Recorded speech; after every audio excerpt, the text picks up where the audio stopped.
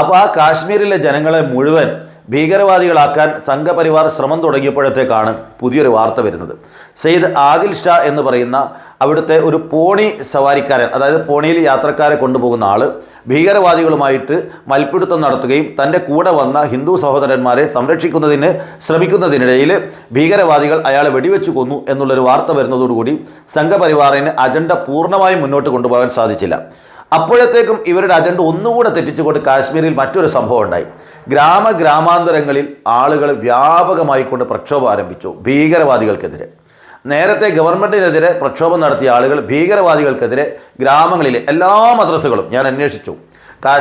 ജമ്മു കാശ്മീരിലെ എല്ലാ മദ്രസകളും രാവിലെ പ്രതിഷേധ സൂചകമായി വിട്ട് എല്ലാ കുട്ടികളും റോഡിലിറങ്ങിക്കൊണ്ട്, ജനങ്ങൾ മുഴുവൻ റോഡിലിറങ്ങിക്കൊണ്ട് ഭീകരവാദത്തിനെതിരെ ശബ്ദമുയർത്തി.